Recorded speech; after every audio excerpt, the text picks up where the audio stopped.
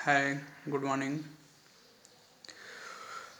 आज इस वीडियो के माध्यम से जो मौलिक अधिकारों का जो पार्ट छूटा हुआ है उसको कंप्लीट करने का प्रयास करेंगे हम लोग। जैसा कि अभी इसके पहले के वीडियो में हमने समानता के अधिकार तक चर्चा की थी।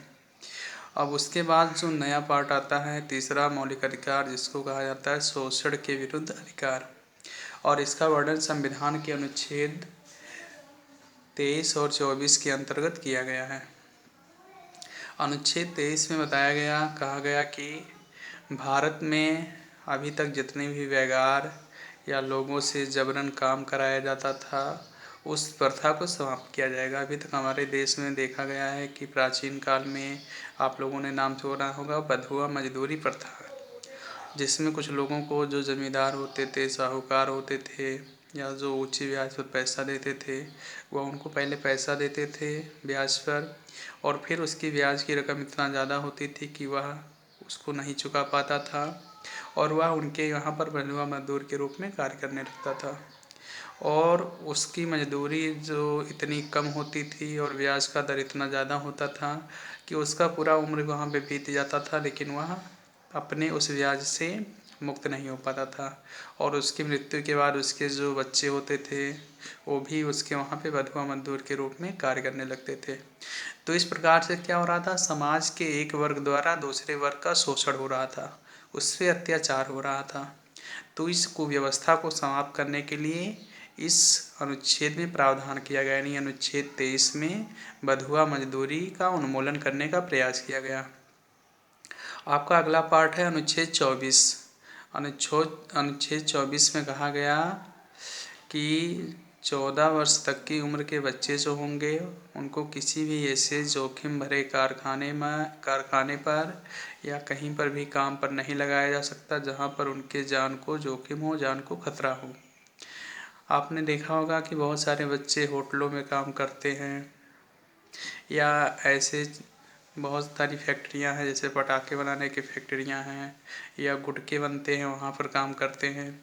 तो ये सब क्या है, उनके जो विकास का अवसर है उसको अवरोध कर रहा है। जब उनको पढ़ने लिखने का अवसर मिलना चाहिए था तब उनको ऐसे जोखिम भरे कामों में लगाया गया है जहाँ पर उनके जान भी जा सकती है, जान पर उनको बहुत सारी वहाँ पर बीमारियाँ मिल सकती हैं जो आके उनके भविष्य को अंधकारमय कर सकती हैं।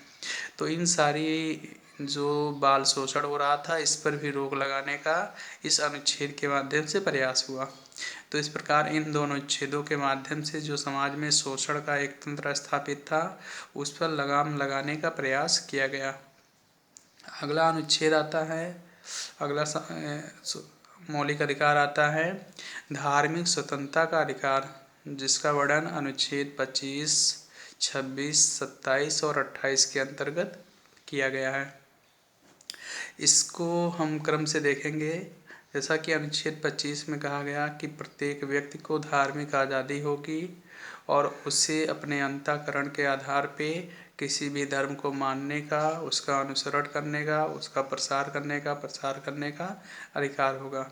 उस पर कोई भी व्यक्ति कोई प्रतिबंध नहीं लगा सकता। जैसा कि हमारे देश में आपको पता है कि जब हमारा देश आज़ाद हुआ तो यहाँ पर उस समय बहुत सारे धर्मों के लोग निवास करते थे, और अगर किसी धर्म विशेष को यहाँ पे राजकीय धर्म घोषित कर दिया जाता तो इससे अन्य धर्मों के लोग देश के प्रति उदासीन हो जाते, उनमें देश प्रेम की जो भावना है वह समाप्त हो जाती और इससे देश का विखंडन हो जाता। देश में जो एकता स्थापित होनी थी वह कभी भी स्थापित ना हो पाती।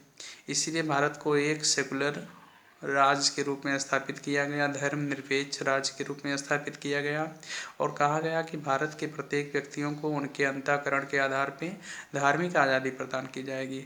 वह जैसा जिस धर्म को फॉलो करना चाहें कर सकते हैं, उन पर कोई भी प्रतिबंध नहीं होगा।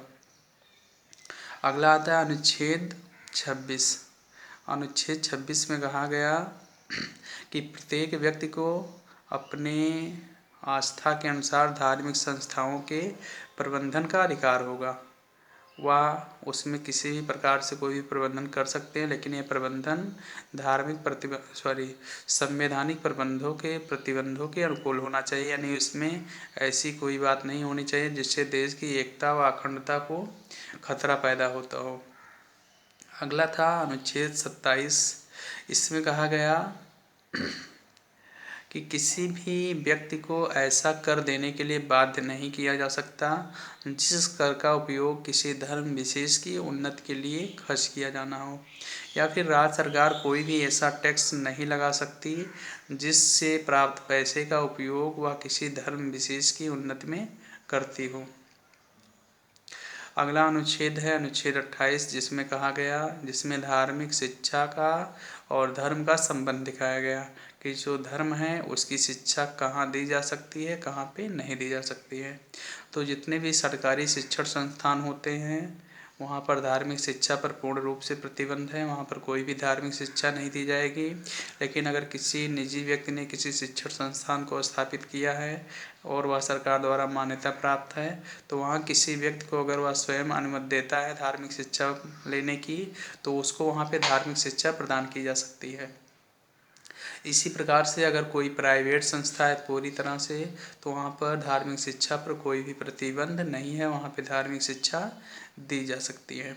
तो इन प्रकार से इन 4 अनुच्छेदों के द्वारा प्रत्येक व्यक्ति को भारत में रहने वाले उनको धार्मिक आज़ादी प्रदान की गई।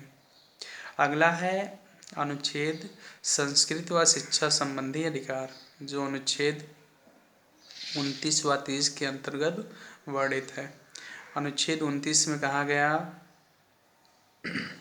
कि भारत में रहने वाले सभी वर्गों को उनके भाषा के आधार पे, जात के आधार पे या क्षेत्र के आधार पर किसी भी शिक्षण संस्थाओं में नामांकन से वंचित नहीं किया जाएगा। यानी सभी को उनके किसी भी भाषा, जात, संप्रदाय या संस्कृत को देखे हुए उनको सभी प्रकार के अवसर उपलब्ध कराए जाएंगे। यानी सभी को सांस्कृतिक समानता का अवसर प्राप्त होगा।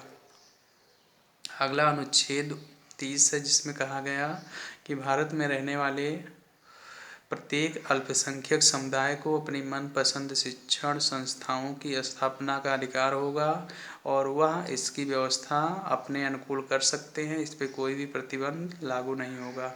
और यहाँ पर आपको ये जानना आवश्यक है कि जो आरक्षण का कॉन्सेप्ट होता है वो भी इन अल्पसंख्यक संस्थानों में लागू नहीं होता, यानी इनका प्रबंध ये अपनी मर्जी के मुताबिक कर सकते हैं।